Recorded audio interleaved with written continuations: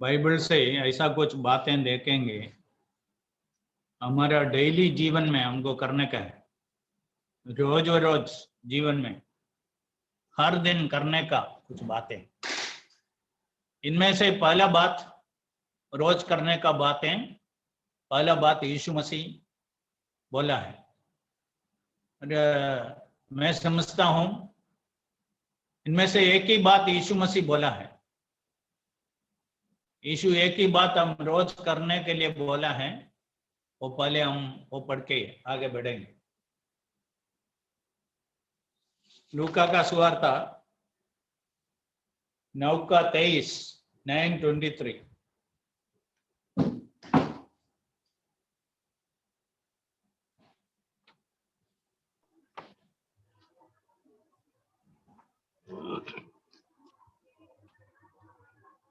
उसने सबसे कहा, यदि कोई मेरे पीछे आना चाहे तो अपने आपे से इनकार करे और प्रतिदिन अपना क्रूस उठाए हुए मेरे पीछे हो ले। If anyone desires to come after me, let him deny himself, take up his cross daily, प्रतिदिन अपना क्रूस उठा के मेरे पीछे आने का है। इसलिए जो दिन हम प्रभु यीशु को स्वीकार किया, उस दिन से प्रतिदिन जब तक हम इस दुनिया में होगा तब तक daily we have to wear this cross। ये थोड़े समय के लिए नहीं है, हर एक विश्वासी रोज क्रूस उठा के यीशु के पीछे जाने का। इसको बहुत लोग गलती से समझा है। आज है ना, बहुत क्रिश्चियन लोग ये गले में क्रॉस लगाते हैं। उन लोग सोचते हैं इसके बारे में यीशु बताया, उस क्रॉस के बारे में नहीं है। वो क्रॉस लगाना और लेके चलना बहुत आसानी है, क्योंकि सोना का है तो उसका कुछ है, वजन है नहीं। और कुछ लोग लकड़ी का है, उसका भी ज्यादा वजन नहीं है। तो यीशु जो बोला है, एक क्रूस अलग है। एक क्रूस क्या है समझना है तो हम समझने का है उस यीशु के जमाने में क्रूस का क्या अर्थ था। और उस जमाने में लोगों को क्रूस में चढ़ाते थे। एक गुनहगार को क्रूस का फांसी देता था। उसको जो जज का कोर्ट में उसका दंड के बारे में, दंड बोलने के बाद, जज बोलने के बाद इसको क्रूस का मृत्यु दिया है, तो उधर से उसको क्रूस उठा के जयाम उसको क्रूस पर लटकाएंगे, उधर तक उसको लेके जाने का। यीशु मसीह वो क्रूस उठा के जाते थे, उसके बारे में हम सुवार्ता में पढ़ते हैं। ऐसा क्रूस उठा के व्यक्ति जाते समय में देखने वाले में कोई उसको अप्रिशिएट नहीं करेंगे। सब लोग उसका निंदा करेंगे, अपमान करेंगे। इसके विरुद्ध दूसरा बात, ये क्रूस उठा के जाते समय में लोगों को मालूम है बहुत जल्दी उसका अंत उस क्रूस में होने वाला है। ये दो बातें हम समझेंगे तो इसका अर्थ समझ सकते हैं। यीशु बोल रहा है, यदि कोई मेरे पीछे आना चाहते हैं तो अपने आप को इनकार करके अपना क्रूस उठा के प्रतिदिन रोज मेरे पीछे आने का है। मतलब निंदा, अपमान सब सहने के लिए तैयार होना। कोई हमको अप्रिशिएट नहीं करेंगे।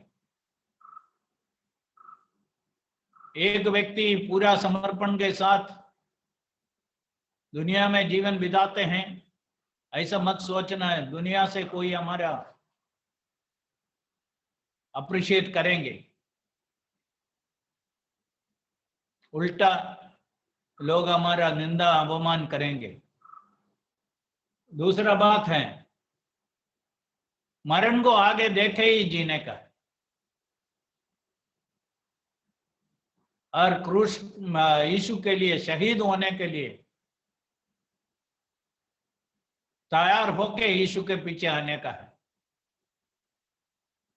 देखो वर्तमान में जो ये कोविड होने तक जो सुवार्ता हम सुनते थे,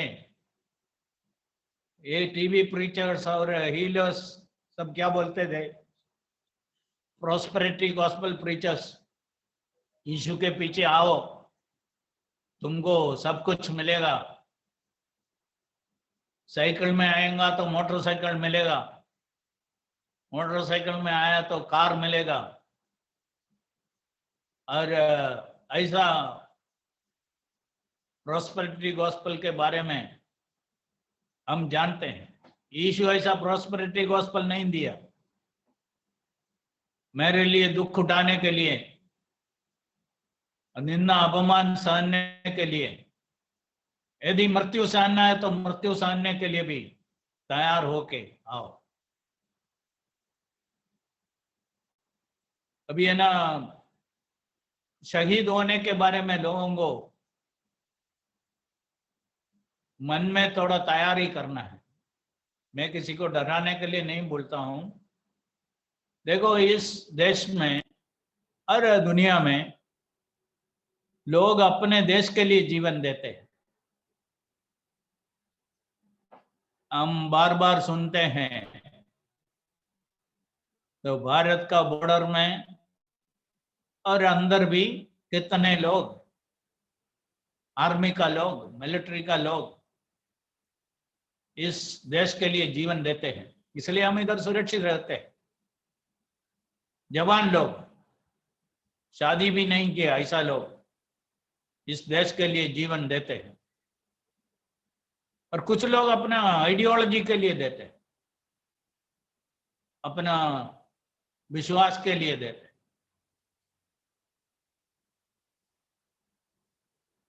इसलिए हमको एक दिन मरना ही है, ये समझने का।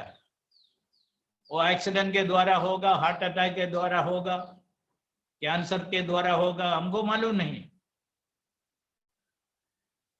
और हमको इस दुनिया से मरण के द्वारा चले जाना पड़ेगा। इसलिए अब अच्छे से अच्छा बात के लिए सुवार्ता प्रचार करने के कारण, यीशु मसीह पर विश्वास करने के कारण हमको एक शहीद होना है, तो मैं समझता हूं उसे बढ़कर कुछ नहीं है। इसलिए हमको डरने का नहीं है। हम यीशु मसीह इसके बारे में बताया, शरीर को खाक करने वालों से मत डरो। Don't be afraid of people those who kill the body, that's all what they can do, they can not touch our spirit. हमारा आत्मा प्रभु के हाथ में सुरक्षित है, ये विश्वासी लोग समझने का। और यीशु बोला है, आत्मा और प्राण दोनों को नरक में फेंकने के लिए जिनको अधिकार है उससे डरो। Fear the one who has the power to throw both soul and spirit, both body and spirit into hell. इसलिए यीशु मसीह इधर बोल रहा है, क्रूस उठा के मेरे पीछे आओ। वो प्रतिदिन शब्द आपके समझ में लाना चाहता हूं।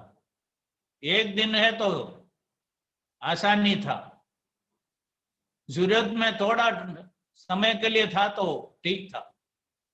यह तो जीवन का अंत तक प्रतिदिन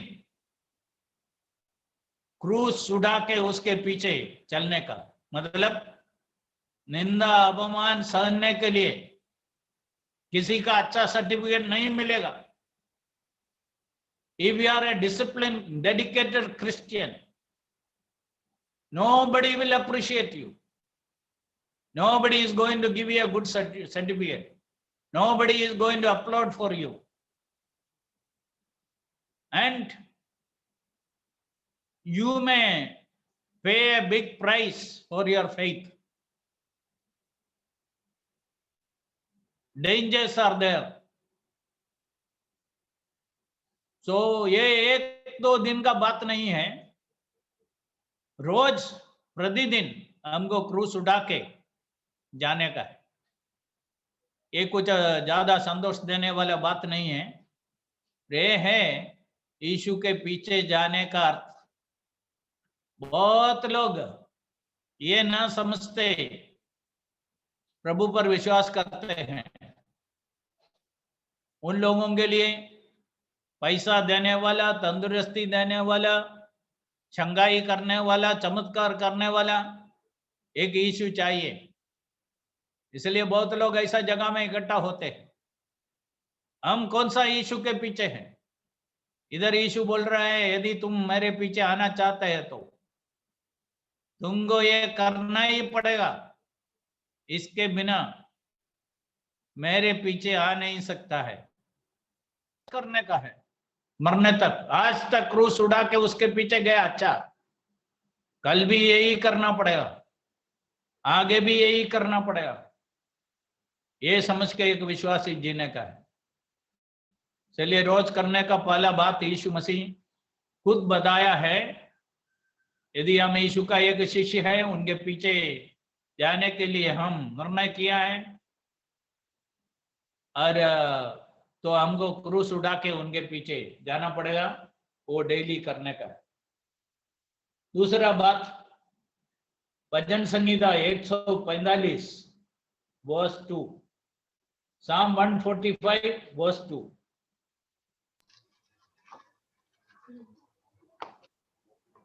प्रतिदिन मैं तुझको धन्य कहा करूंगा और तेरे नाम की स्तुति सदा सर्वदा करता रहूंगा।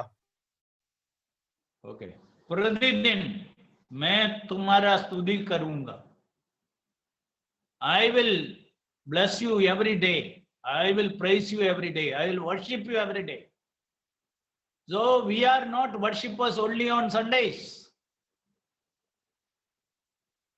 अरे यदि आप हफ्ते के 7 दिन ईश्वर का आराधना नहीं करते हैं, संडे के दिन आराधना करना कुछ मतलब नहीं। हर एक विश्वासी प्रतिदिन रोज ईश्वर को आराधना करने वाला होना। मैं हर दिन हर रोज तेरा स्तुति करूंगा। अरे सुबह हम आंख खोला है तो कितना बात के लिए ईश्वर को धन्यवाद देना है। अरे एक बहुत विश्वासी लोग है ना, नींद से बाहर आते समय में मूड में आने के लिए बहुत समय लेता है।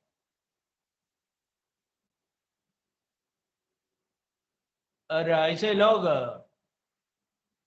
स्टार्टिंग में ईश्वर को धन्यवाद देके शुरू करो। नया दिवस देखने के लिए कृपा दिया, पूरा रात संभाला और आज का दिवस देखने के लिए आयु को लंबा किया। बहुत मरे हुओं के बीच में हमें जीवित रखा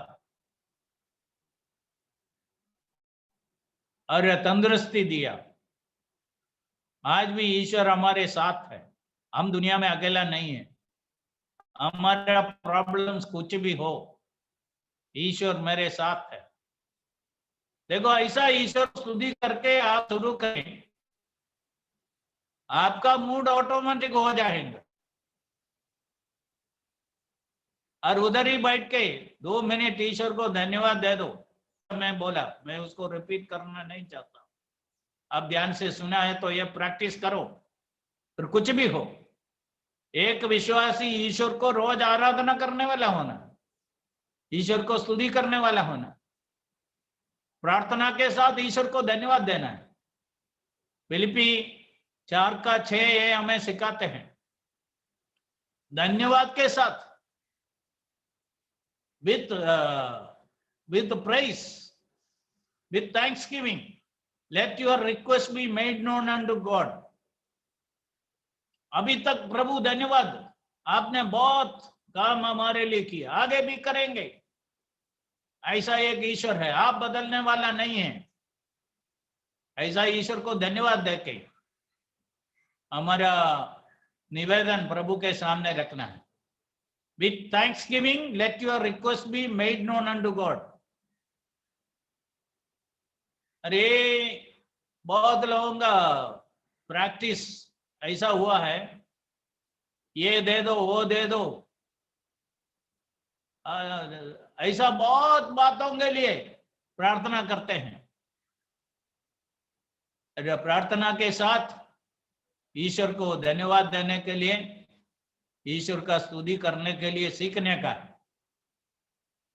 और मैं ये बोला है, तब आपको एक बात ध्यान में रहना है, और ये प्रार्थना करना और आराधना करना में क्या फर्क है आपको मालूम होना। ऐसा सोच लो, एक बच्चा पानी में गिर गया, बच्चा नहीं है तो बड़ा पानी में गिर गया, उसको तैरने को नहीं आता है, वो खतरे में है, वो क्या बोलेंगे? बचाओ बचाओ बोलेंगे। और उनको एक आदमी पानी में उतर के उसको बचाया, पानी से बाहर लाया, जमीन में अभी खड़ा है, अभी क्या बोलेंगे? जो बचाने वाला है उसको धन्यवाद देंगे, थैंक यू फॉर सेविंग मी। और साथ साथ तो क्या बोलेंगे?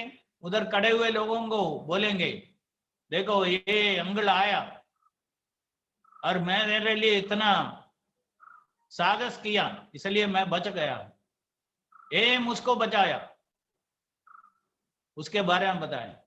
देखो ये कैसा बदल गया, जब पानी में था, खतरे में था, बचाओ बचाओ बताया, बोला, और बचने के बाद जब मालूम हो गया मैं बच गया हूं, बचाने वाले को धन्यवाद देते हैं, बचाने वाले के बारे में दूसरों को बताते हैं।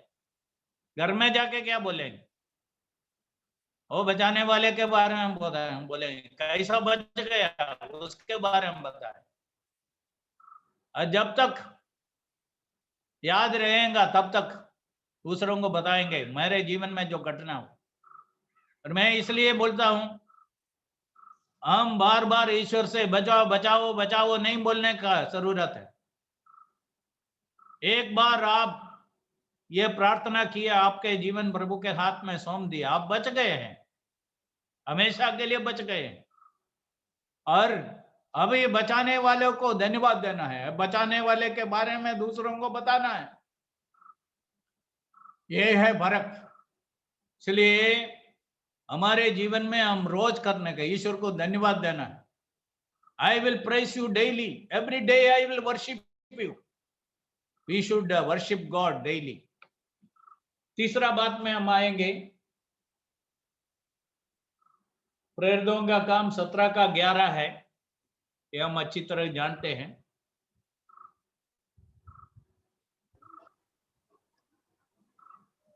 ये लोग तो थिस्सलुनीके के यहूदियों से भले थे और उन्होंने बड़ी लालसा से वचन ग्रहण किया और प्रतिदिन अब पवित्र शास्त्रों में ढूंढते रहे कि ये बातें यो ही हैं कि नहीं।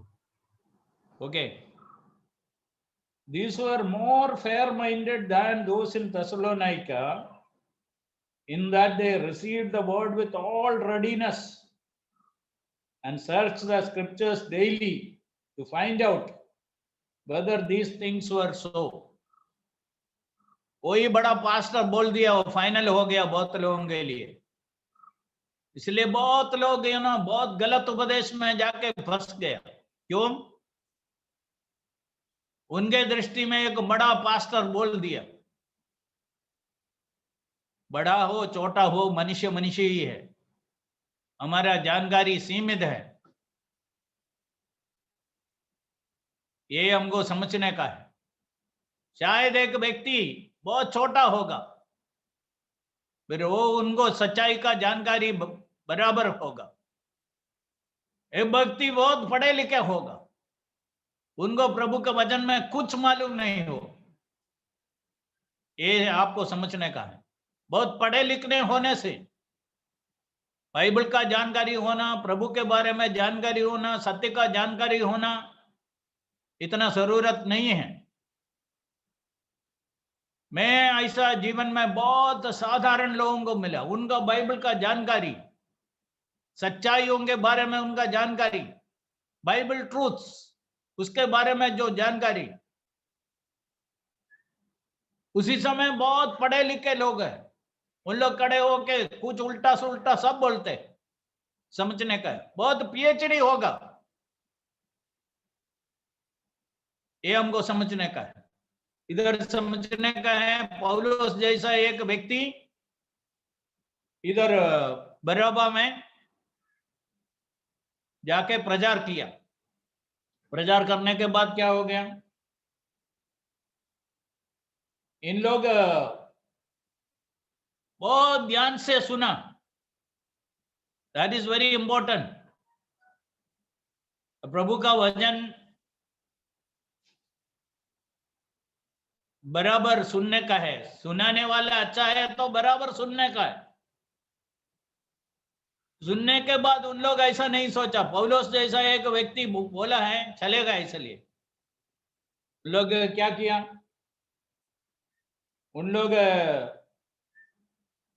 घर में जाके दे सर्च द स्क्रिप्चर्स डेली।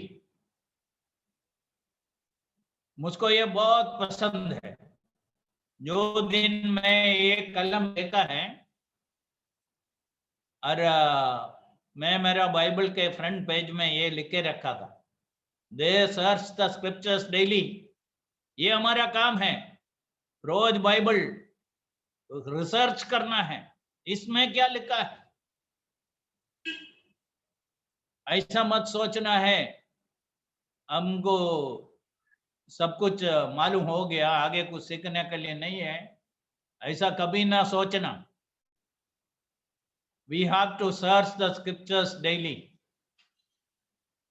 अब बाइबल रोज पढ़ते हैं, मैं नहीं पूछता हूं, अब में से बहुत लोग ऐसा करता होगा, ये अच्छा है, अप्रिशिएबल। फिर रोज बाइबल सर्च करने का है। They search the scriptures daily, search. रोज प्रभु का वचन हम सर्च करने का है, ढूंढने का है, इसमें क्या लिखा है। जैसा मैं बोला है ना, इतना बड़ा प्रीचर है, फिर जो बोला है वचन के अनुसार बराबर है क्या, देखने का है। तो ये तीसरा बात है, ये हमारा बहुत बड़ा जिम्मेदारी है। हम बाइबल को केवल पढ़ के बंद नहीं करने का है, उसको हम बराबर सर्च करने का है। फोर्थ,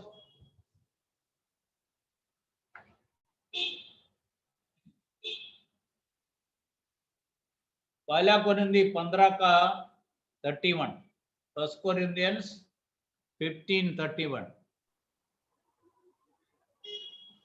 हे भाइयों, मुझे उस घमंड की शपथ जो हमारे मसीह यीशु में मैं तुम्हारे विषय में करता हूँ कि मैं प्रतिदिन मरता हूँ।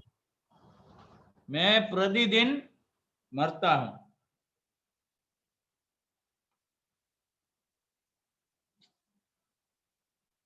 आई डाई डेली। और हम बोल सकते हैं पौलुस रोज ऐसा सोचता था, शायद ये मेरा जीवन का अंत होगा, आखिरी दिवस होगा, मरण को आगे देखे ही जीवन बिताया। जैसा मैं शुरुआत में बोला, हमको एक दिन जरूर इधर से जाने का है। इधर पौलुस कहते हैं मैं रोज मरता हूं, प्रतिदिन मरता हूं। और वो एक तरफ से हम देखेंगे तो सही है, दूसरा मैं इसके साथ जोड़ के बोलना चाहता हूं, हमारा पुराना मनुष्यत्व इधर है और उसको हम रोज मारने का है। विश्वास में आने के बाद हम सोचेंगे सब कुछ नया है, फिर बाद में धीमे से हमको मालूम पड़ेगा ये पुराना मनुष्यत्व भी उधर है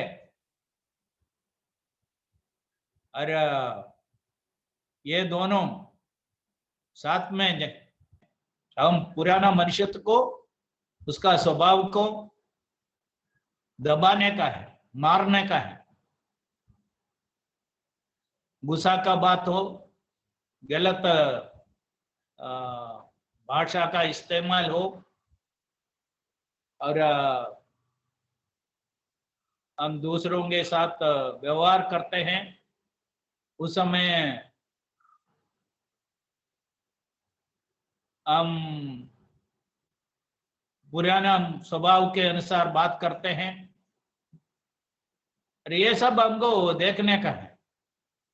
इसलिए पुराना मनुष्यत्व, पुराना स्वभाव हमारे ऊपर राज्य करने को नहीं देना, वो उधर है।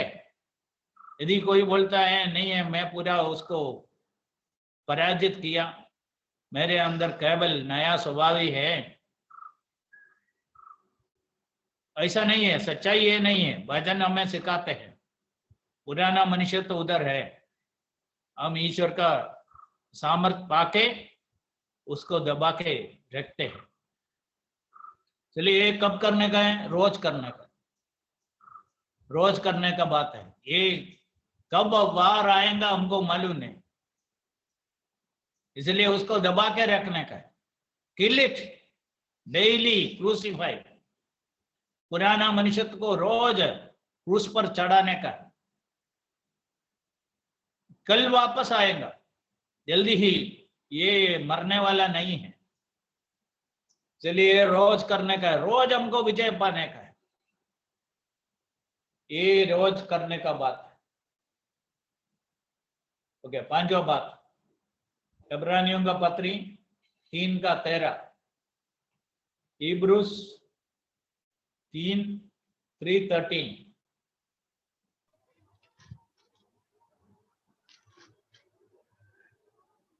वरन जिस दिन तक आज का दिन कहा जाता है, हर दिन एक दूसरे को समझाते रहो, ऐसा ना हो कि तुम में से कोई जन पाप के छल में आकर कठोर हो जाए। हर दिन हम एक दूसरे को समझाते रहने का है। इधर इंग्लिश में एक्सोर्ट वन अनदर डेली। उस जमाने में विश्वासी लोग एक ही जगह में रहते थे। आज का जमाना और उस समय का जमाने में बहुत फर्क है। एक ही गांव में हैं उन लोग, उनके पास बाइबल नहीं था, वो समझने का है। उनमें जानकारी वाला बहुत कम होगा। उन लोग दूसरे से सीखे, अपने मन में बाइबल बैठा के रखा। आज हमारे पास बाइबल होने से फायदा भी है, तकलीफ भी है। हम पढ़ के छोड़ देते हैं, उन लोग सुन के बाइबल में उनके मन में लेके जाता। इसलिए विश्वासियों को प्रतिदिन एक्सोर्ट करने का है, प्रोत्साहन देने का है, समझाने का है, प्रतिदिन करने का है। और शुरुआत में हम जानते हैं प्रेरितों का काम 2 अध्याय में, उन लोग प्रतिदिन इकट्ठा होते थे, प्रतिदिन इकट्ठा होते। और शुरुआत में ऐसा ही होगा विश्वासियों को। एक नया विश्वासी, उनको जिसने प्रभु में लाया, उनके साथ बार बार जाके मिलना चाहते हैं। और ऐसा कुछ नया आत्मिक विश्वासी को देख लिया, उनके पास बैठना उनको बहुत अच्छा लगता है, इसलिए एक्सोर्ट वन अनदर डेली। और आज हमको रोज एक्सोर्टेशन का जरूरत है, क्योंकि फैमिली को एक्सोर्टेशन देने का जरूरत वो पेरेंट्स को है, और नहीं है तो फादर को है, और दूसरे विश्वासियों को एक्सोर्ट करने का, प्रोत्साहन देने का, समझाने का जरूरत है दूसरे विश्वासियों को है। इसलिए रोज करने के लिए इधर लिखा है। उन लोगों को उतना बाइबल खुद पढ़ के जानकारी पा नहीं सकता होगा, जैसा मैं बोला है न, ये 200 साल के अंदर ही बाइबल इतना प्रिंटेड फॉर्म में हमारे हाथ में आया। उस समय तक लोग बराबर प्रभु का वचन सुन के सीखे, अपने मगज में बाइबल रखे चलता था। जैसा मैं बार बार बोलता था, बाइबल हमारे घर में होना, Bible in our homes, Bible in our hands, Bible in our heads and Bible in our hearts. यदि वो पहला 2 जगह में है, घर में है, हाथों में है, ये दूसरा 2 जगह है, उधर आया नहीं है, तो वो पहले से कुछ फायदा नहीं है। Whether Bible has come to our mind, whether you are able to remember scripture as it is, whether it is by hearted, it is in your heart, that is very important. So this we have to do daily.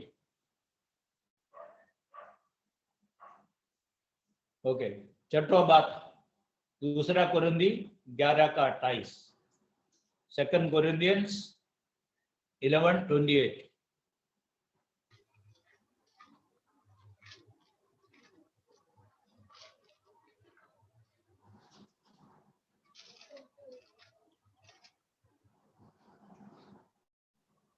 और अन्य बातों को छोड़कर जिनका वर्णन मैं नहीं करता, सब कलीसियाओं की चिंता प्रतिदिन मुझे दबाती है।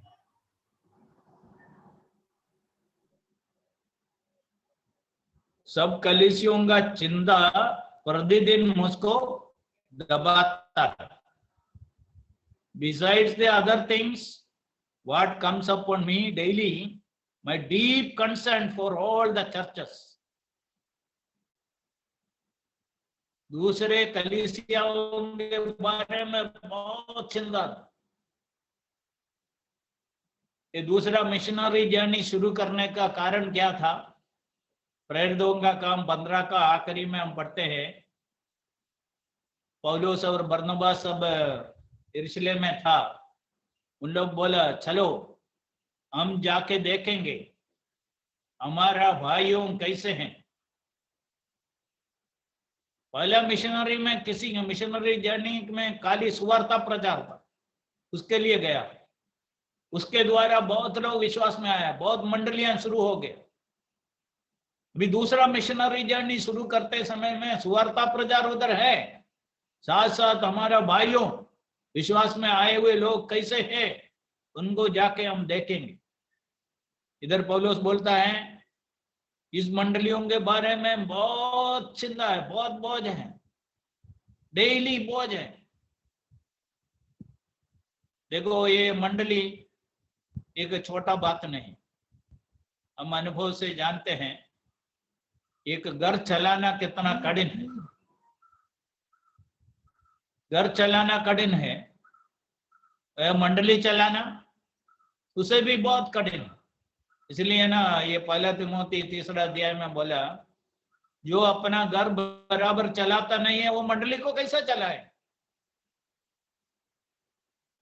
So house is the training center for a man to become an elder or leader in the church. यदि अपना घर को बराबर चलाता नहीं है, चलाने को नहीं आता है और पूरा परिवार को आत्मिक लाइन में नहीं लेके जाते हैं, तो वो कैसा एल्डर बन जाएगा। दुख का बात आज है, बहुत पास्टर्स और एल्डर्स का बच्चे इतना बिगड़े हुए हैं, फिर भी वो एल्डर होके बैठा है, शर्म नहीं है। प्रभु का वचन एक बार पढ़ा है तो वो कब से रिजाइन करके चले जाते। उधर एक मंडली को चलाना छोटा बात नहीं, वो बताने के लिए पौलुस बोलते हैं एक मंडली को, क्योंकि अलग अलग भाषा बोलने वाले, अलग अलग स्वभाव का लोग, अलग अलग जगह से, अलग अलग परिस्थिति से, वातावरण से आए हुए लोग, अलग अलग उम्र का लोग, इनको सब साथ में चलाना है, बहुत कठिन है। इसलिए मंडलियों में प्रॉब्लम्स हो सकता है। इसलिए पौलुस को बहुत ये मंडलियों के बारे में बहुत चिंता था। इसके लिए क्या क्या किया, प्रार्थना किया और उधर कुछ लोगों को भेजा और उनको कुछ पत्र लिखा, ये सब पौलुस किया। पौलुस बोलते हैं मुझको ये मंडलियों के बारे में बहुत चिंता है, हमको मंडलियों के बारे में बहुत चिंता है। मंडलियां आत्मीयता के लिए खड़े हैं, मंडलियां प्रभु का महिमा के लिए खड़े हैं, कितने लोग प्रभु का वचन के लिए खड़े हैं, कितना पास्टर्स आत्मिक है, कितना एल्डर्स आत्मिक है। इसलिए ये मंडलियों के बारे में बहुत चिंता करना। भारत में जो अन्य अलग अलग प्रकार का मंडलियां हैं, बहुत लोगों को प्रभु यीशु सच में कौन है मालूम नहीं है। उन लोगों को प्रभु पर कुछ विश्वास नहीं है। उन लोग एक दूसरा धर्म के पीछे है, संस्था के पीछे है, चर्च के पीछे है। इसलिए इनके बारे में सब हमको बहुत चिंता होना है। मुझको याद है गुजरात में अहमदाबाद के नजदीक एक जगह है, उस जगह का नाम है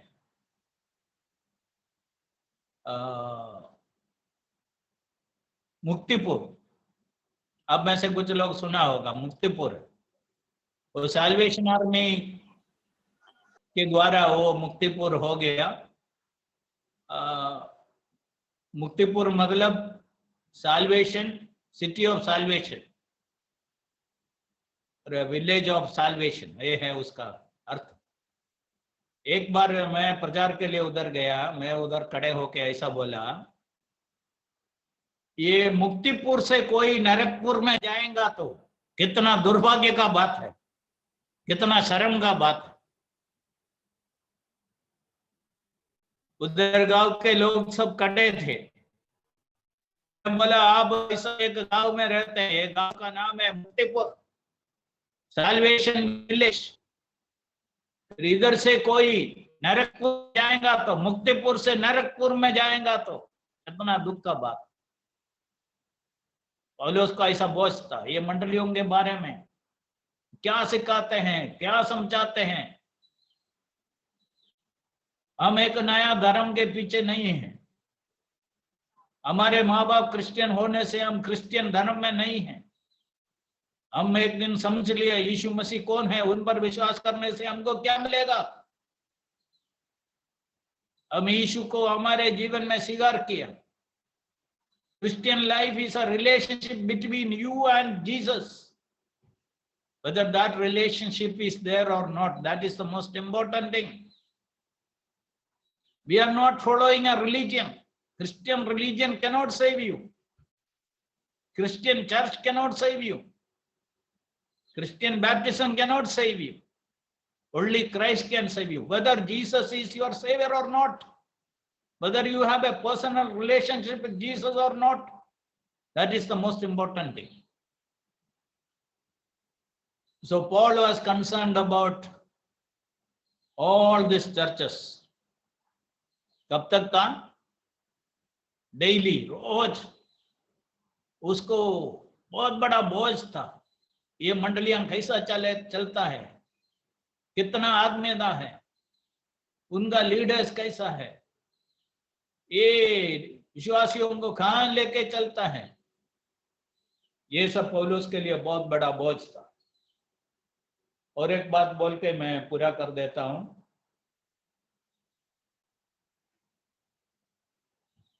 मत्ती का सुवार्ता 6वां अध्याय में यीशु जो प्रार्थना सिखाया, उधर एक शब्द है, give us this day our daily bread.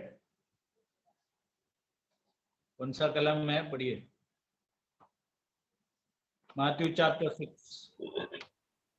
6:11, हमारी दिन भर की रोटी आज हमें दे।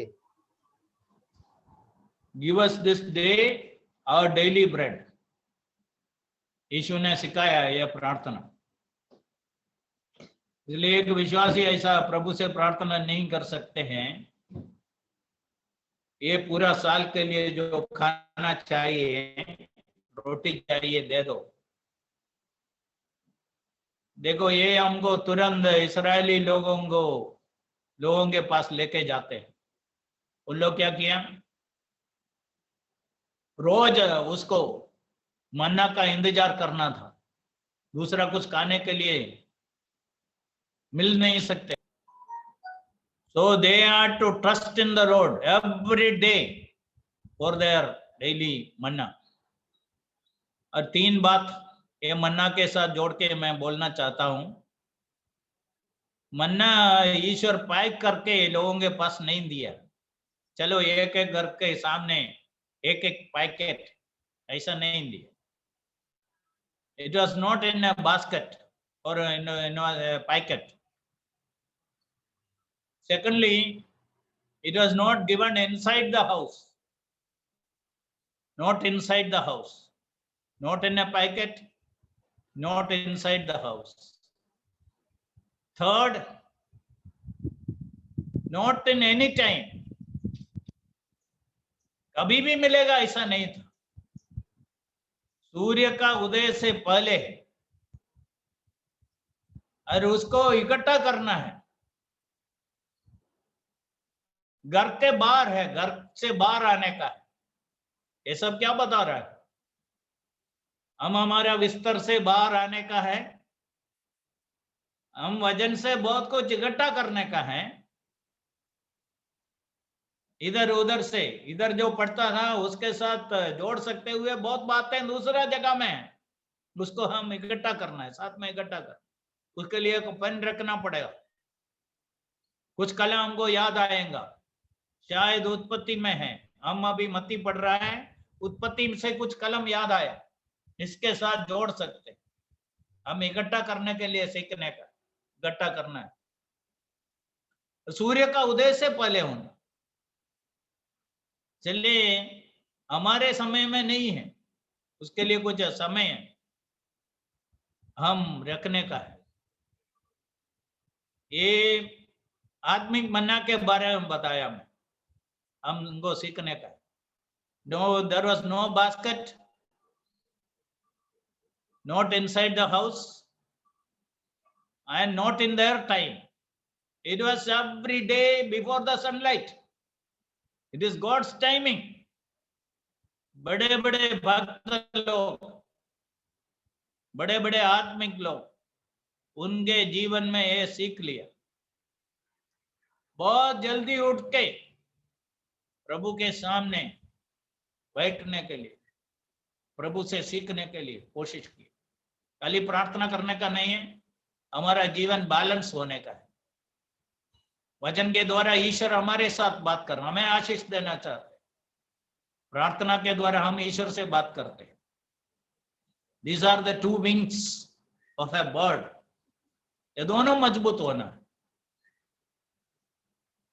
और ये वचन के साथ जोड़ के मैं बताया, डेली मन्ना है, साथ साथ ईश्वर हमारा रोज का रोटी, हमारा शरीर के बारे में ध्यान रखते हैं। और ट्यूसडे का बाइबल स्टडी में मैं बताऊंगा ईश्वर सबको देने वाला है, सबके बारे में ईश्वर को ध्यान है, और ईश्वर सबको उनका जरूरत पूरा करने के लिए इस सृष्टि में प्रबंध करके रखा है। कुछ लोगों को नहीं है, क्यों? दूसरे लोग ज्यादा स्वार्थी बन गए। एक ही घर में देख लो, 4-5 भाई लोग हैं, जमीन बांटते समय में क्या क्या बहाना बना के ज्यादा लेना चाहते हैं, ये सब हम देख सकते हैं।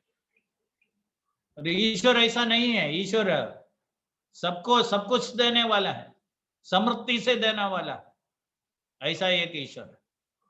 सो God is interested in us, He is concerned about our body, not only concerned about our spirit and spiritual need, He is concerned about our body. और शरीर के लिए और प्राण के लिए जो चाहिए वो देने वाला है। ये पत्रोस कहते हैं, हमारा शरीर के बारे में भी प्रभु बहुत ध्यान रखते हैं, हमको हमारा डेली ब्रेड देने वाला है। ऐसा बहुत विश्वासी लोग ऐसा अनुभव किए, कैसे प्रभु उनका जरूरतें सब पूरा करते हैं और कैसा चमत्कार करते हैं, वो सब विश्वासी लोग अनुभव किए हुए बात। और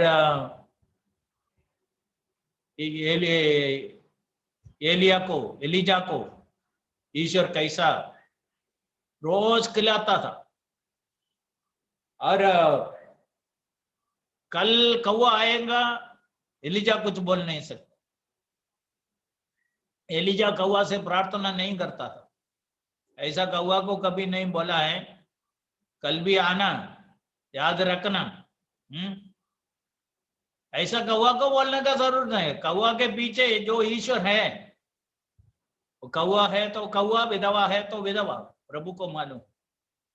इसलिए एक बात मैं आखिरी में बोलना चाहता हूं, हमारे ऊपर बहुत ध्यान रखने वाला एक ईश्वर है।